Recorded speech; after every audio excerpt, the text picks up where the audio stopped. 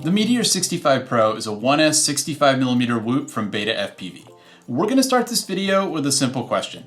What makes this whoop special? I think you're going to find my take on this interesting, and after I give you my impressions from testing the Meteor65 Pro, we're going to talk about why it caught my eye. Let's go ahead and get started. When you first open the Meteor65 Pro's case, you're greeted with an unexpectedly sleek quadcopter. It's not until you turn it over that you see any wiring or circuit boards, and the smooth, rounded edges of the frame definitely caught my attention. After binding the drone and charging some batteries with the included BT 2.0 charger, I plugged in a 1S battery and went for a flight.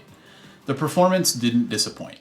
The 0802 19,500 kV motors provide plenty of power for racing and freestyle, especially since the Meteor65 Pro only weighs in at about 22 grams. This Pro version uses 35mm tri-blade props that are unusually large for a 65mm whoop. I was hoping this would result in more power and control authority than the smaller 31mm props, and I wasn't disappointed.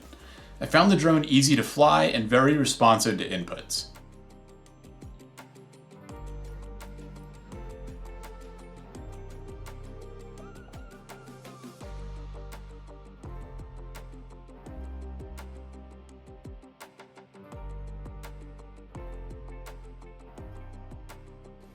The frame on the Meteor65 Pro doesn't just look good, it also seems to function very well. After many crashes, there's still no apparent damage to the frame or any other part of the drone. The turtle mode functionality is often effective at getting you out of a bad spot, but you'll want to be careful to not use it in cases where the props could be blocked. The 5A ESCs are fine for using turtle mode on a hard surface, but they'd likely burn out quickly if you used it in a situation where the props couldn't spin. The camera on the Meteor65 Pro is a BETAFPV CO2 camera, and I'd call it acceptable for an analog whoop camera. The field of view seems about right to me for a whoop, and the performance in good lighting is decent, but not great. Highlights tend to get blown out in a way that can make it difficult to see in certain conditions. I'd call this an ordinary whoop camera.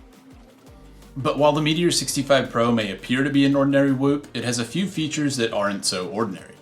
The flight controller board has Express ELRS built in, giving you a low latency control link that also offers range far beyond what you're likely to ever need from a 65mm whoop. And the VTX in the Meteor65 Pro goes up to 350 milliwatts, which is uncommonly high for a drone of this size. That VTX performs very well and allowed me to maintain signal even when I flew completely around my house. You do have to be a bit mindful of heat with the VTX. I discovered if I was flying slowly inside, the VTX would tend to heat up after a while and cause additional noise in the image. If you're flying indoors, it's best to keep the power level low.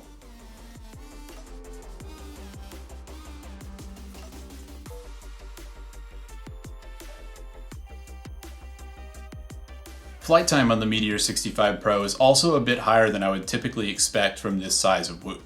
I was getting around 4 minutes for indoor flying and around 3 minutes flying faster outside.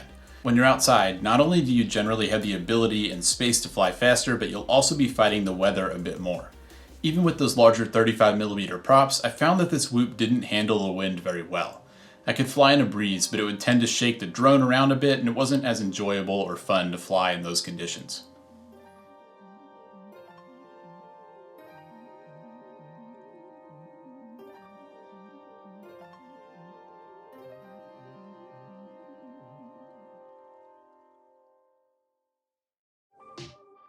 I want to talk for a moment about what impressed me about this whoop, and then I'll tell you why it makes me excited about the future of FPV. I think what really impressed me is the end-to-end polish that BETAFPV seems to aim for with this whoop and with their entire product line. I received the Meteor65 Pro at the same time as the BETAFPV LiteRadio 3, and when I pulled both of these products out of the package, it just really felt like a complete system where everything was well designed and thought through and works together very well. It starts with this nice looking case, and then when you pull the drone itself out of the package, it just looks very clean and polished. I mean, most of the drones that I build myself kind of look like a science project, and this looks like a completed product. And you know, there aren't really any exposed wires on the top of it, and it just looks very clean and nice, and it looks like something you'd buy in a store. They include this simple charger that charges with USB-C, and those 1S batteries couldn't be much easier to charge. It feels like charging any consumer electronics product. I mentioned that LiteRadio 3, and that's another well-designed BETAFPV product that you could use with the Meteor65 Pro if you don't already have another radio. It charges with USB-C as well, so you could use the same cable to charge the radios you use to charge your Whoop batteries, and everything just works really nicely together. The only other thing you'd need would be FPV goggles, and surprise, BETAFPV sells those too. So if you wanted, you could buy radio, drone, and goggles all from the same company, and they'd all work together, and you could just pull it all out and start flying. So like I said, I think this all just makes for a really well thought out system, and it's obvious to me that all of this stuff was designed to work together. I respect BETAFPV for thinking about the whole process of flying and building all of these products to work well together and be really easy and approachable for new users. Good design like this makes me really happy. Of course, no product or system is perfect, and there were a couple of misses on the Meteor65 Pro. The biggest one in my mind is that the camera angle isn't adjustable. Now, I know BETAFPV really likes these smooth canopies and they like how sleek and simple that looks, but I think it's a pretty big problem that you can't adjust the camera angle. The angle on this one is pretty steep for indoor flying. Now, I know the racer guys out there are going to say that this is the perfect camera angle or that they wish it was even higher, but for the rest of us that aren't zooming around gates, this is just a little bit too extreme. I know for me, when I fly indoors, I like to have a lower camera angle. It lets me fly a little bit more precisely, and I don't have to worry about slamming into the wall at 40 miles an hour. I also think that newer pilots would really appreciate that ability. You know, it's a little bit hard when you first get started. You don't want to be going too fast, and it's hard to get used to something like this where if you want to slow down, you kind of have to look up into the air. And so you end up flying around looking up at the sky, and you know, it's a little weird and it's a little uncomfortable. BETAFPV, I know you guys like this canopy, but I think you need to make the camera angle adjustable in a future version of the Meteor65 Pro. The other thing I'll mention is much more minor, but look at this USB port on the bottom of the drone. I just got done saying that I was really happy with the BETAFPV system and how everything works together and it's all really nice and easy to use and you can use the same cable to charge everything and all that. And then I look at this USB port and it's a micro USB. Come on, BETAFPV. You used USB-C for everything else. You gave us a USB-C cable. Why is this not USB-C? It just kind of took me out of the moment a little bit, and I was really enjoying this wonderful system that worked together, and that kind of brought me back to reality and made me realize that FPV isn't always user-friendly, and it's not totally there yet. So, not a big deal, but I really would like to see a USB-C port on the next version of this drone. But there's something more about the Meteor65 Pro that makes me excited about where we're at with FPV and where it's going next. And it's simply that this is what a standard Whoop looks like in 2022. If you've been in this hobby for more than a couple of years, it should be incredible to you that you can get all of this technology in an entry-level Whoop that costs about $120. You've got a 22-gram 65mm Whoop, it has brushless motors, and it gets 4 minutes of flight time.